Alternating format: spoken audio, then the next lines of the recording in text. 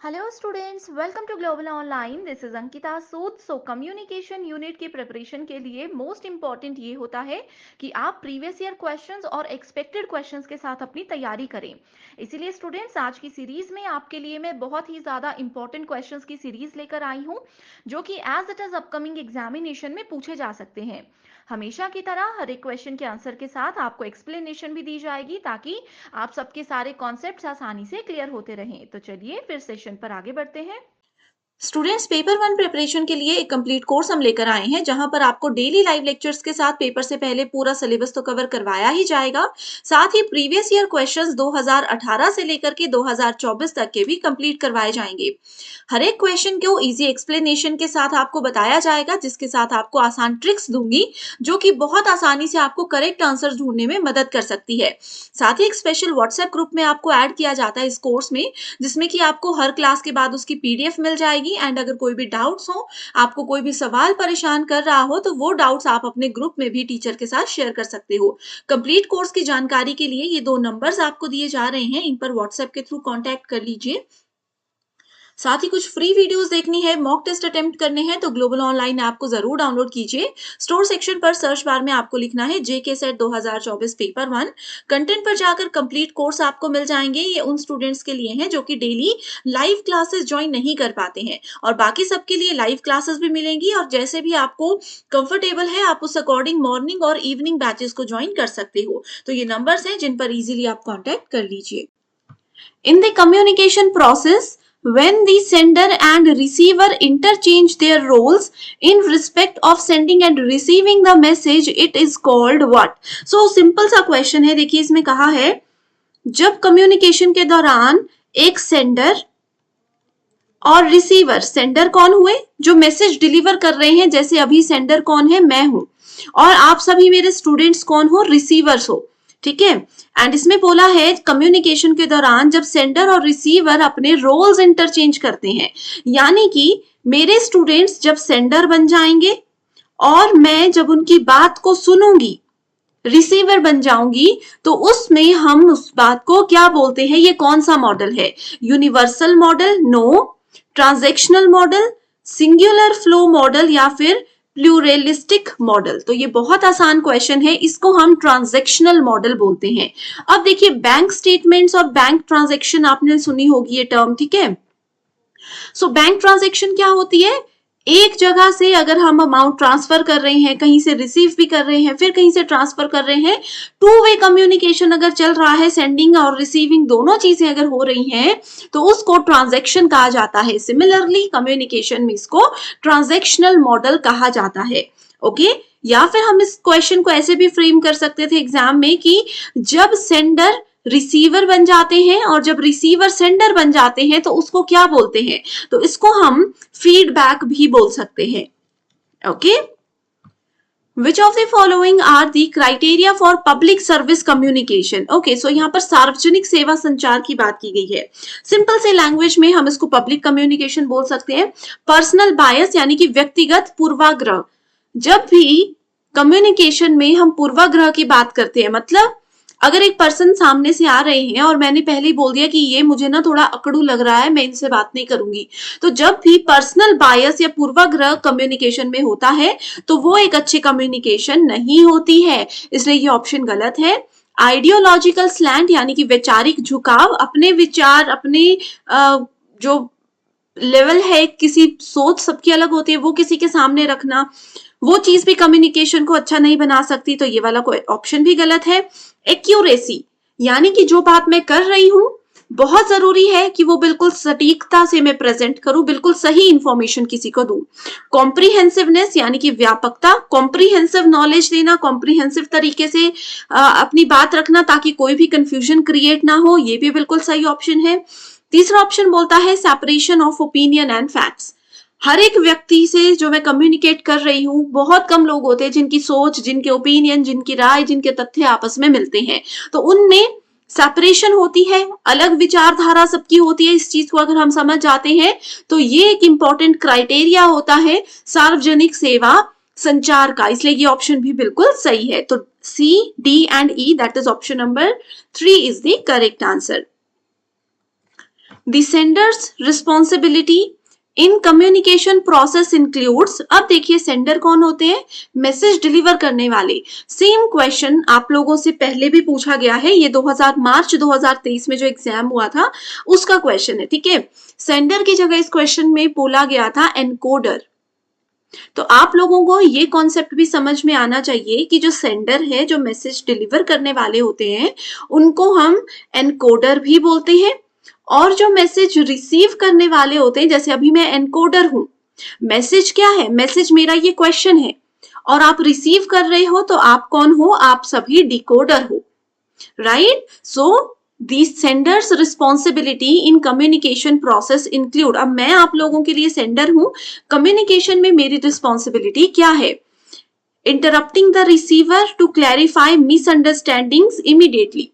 मैं आपको कुछ समझा रही हूं, अगर आपको गलतफहमी हो रही है उस बात से, तो मैं एकदम आपको टोक कर उसको बीच में ही रोक कर उसको सही करूं, ये गलत है।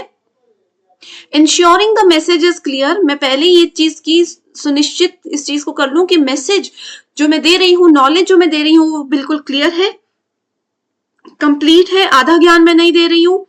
अंडरस्टूड बाय रिसीवर, कि जिस लेवल पर आप पढ़ना चाहते हो, जिस लेवल का नॉलेज आपको चाहिए, मैं उस लेवल पर आपको समझा रही हूं ताकि आप उस चीज को समझ जाओ। तो ये एक सेंडर की मेजर रिस्पॉन्सिबिलिटी होती है। Avoiding feedback from receiver to ensure message integrity, आप लोगों का फीडबैक क्या होगा, जैसे मैं हमेशा बोलती हूँ कि अगर आपको सेशंस अच्छे लग रहे हैं, समझ आ रहा है, तो कमेंट कीजिए, मैं उसको हमेशा रिप्लाई करके अप्रिशिएट करती हूँ। तो अगर मैं उस चीज को अवॉइड करूं, मुझे नहीं फर्क पड़ता आपके फीडबैक से, अगर मैं ऐसा सोचूं तो एक अच्छी सेंडर मैं नहीं हूं, तो ये वाला ऑप्शन भी गलत है। Using technical jargon whenever possible to demonstrate expertise, मुझे आप लोगों से थोड़ा सा ज्यादा नॉलेज है, बहुत ज्यादा नहीं, बट इस फील्ड में हो सकता है थोड़ा ज्यादा है क्योंकि मैं बहुत समय से काम कर रही हूँ, लेकिन मैं कुछ ऐसी टेक्निकल टर्म्स इतना टफ लेवल पर आपको पढ़ाऊं कि आप समझो ही ना, तो ये भी गलत हो जाएगा, ठीक है। तो इसलिए सही ऑप्शन है ऑप्शन नंबर 2। अगला क्वेश्चन है, de Saussure labelled language as a what, so de Saussure ने भाषा को क्या कहा है, technical code, no, profusion of science, चिन्हों का प्रचुरता, चिन्हों की प्रचुरता कहा है उन्होंने, ठीक है। तो इसको आपने एज इट इज याद रखना है, बहुत इंपॉर्टेंट तो ये नहीं है। The arrival of interactive communication technologies has been described as what, so interactive technology क्या होती है, जिससे हम इंटरैक्ट कर सकते हैं। अब जैसे एक टेक्नोलॉजी पहले देखिए, वेबसाइट्स होती थी, टीवीज होते थे, जहां पर हम सिर्फ बैठ के देखते थे, हम क्या चाहते हैं हम ये नहीं बोल सकते थे, लेकिन अब कम्युनिकेशन टेक्नोलॉजीज जो है वो इंटरैक्टिव हो चुकी है। जैसे लाइव क्लासेस हम लेते हैं, लाइव क्लासेस में आपको क्या दिक्कत है, मुझे क्या दिक्कत है, आप क्या पूछना चाहते हो, उसका इमीडिएट रिप्लाई मैं करती हूँ, तो इंटरैक्टिव होती है, इंटरेक्शन हमारी होती है। सो जब भी इंटरैक्टिव कम्युनिकेशन टेक्नोलॉजीज का अराइवल हुआ, उनका आगमन हुआ हमारे जीवन में, तो वो कौन सी एज थी, फर्स्ट एज, नो।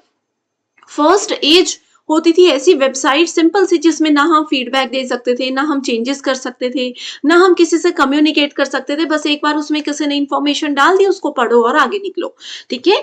ये वाली एज जो है वो है second media age, that is option number 2। The science of studying the feedback systems in humans, animals and machines is described as, okay, अगर हम मनुष्य, जानवर और मशीनों में फीडबैक सिस्टम को समझना चाहते हैं कि कोई कैसे रिप्लाई कर रहा है, हम उसको कैसे समझे, इसको क्या कहते हैं, feedback science, no. Experience study, experience से तो हम मशीनों का फीडबैक नहीं समझ सकते। मैसेज हर्मेन्यूटिक्स, नो, इसका सही आंसर है साइबरनेटिक्स। बहुत इंपॉर्टेंट क्वेश्चन है, एग्जाम में साइबरनेटिक्स की डेफिनेशन ये पूछी गई थी और आपको बताना था स्टेटमेंट सही है या गलत है, सेम क्वेश्चन आया था। Next is, according to some experts like Marshall McLuhan, the following are considered as hot media. Very important and most expected topic है ये, hot media and cool media, ठीक है। सो देखिए, हॉट मीडिया के अंदर कौन कौन सी चीजें आती हैं। सो देखिए, हॉट मीडिया क्या होता है, एक ऐसा मीडिया है जिसमें ऑडियंस की पार्टिसिपेशन बहुत कम होती है, ठीक है, एंड बहुत ज्यादा large amount of information supply होती है, बहुत ज्यादा इंफॉर्मेशन यहाँ पर दी जाती है। तो ये बेसिक प्रॉपर्टीज है हॉट मीडिया की, ठीक है। इसमें हम क्या करते हैं, एक टाइम पे हमारी सिर्फ एक ही इंद्री, एक ही सेंस एक्टिव होती है, एंड कूल मीडिया इसका ऑपोजिट होता है। इसमें ऑडियंस की जो एक्टिविटी है, जो पार्टिसिपेशन है कूल मीडिया के अंदर, वो बहुत हाई रहती है, और लार्ज अमाउंट ऑफ इंफॉर्मेशन नहीं, small amount of information supply होता है। सो इस क्वेश्चन में पहले देख लेते हैं हम टेलीफोन।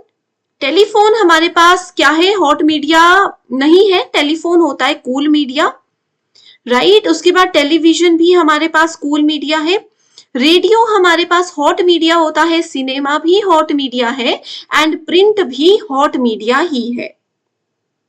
ओके, सो सही आंसर है सी, डी एंड ई ओनली। अब देखो कुछ लिस्ट आपके सामने और बताती हूँ, जैसे कि रेडियो आप लोगों ने पढ़ लिया, इसके बाद आपके लेक्चर्स होते हैं, ठीक है, फोटोज होती हैं, मूवीज किस कैटेगरी में आती, मूवी सिनेमा एक ही चीज हो गई, प्रिंट, ये सब क्या है, ये सब आपके हॉट मीडिया है।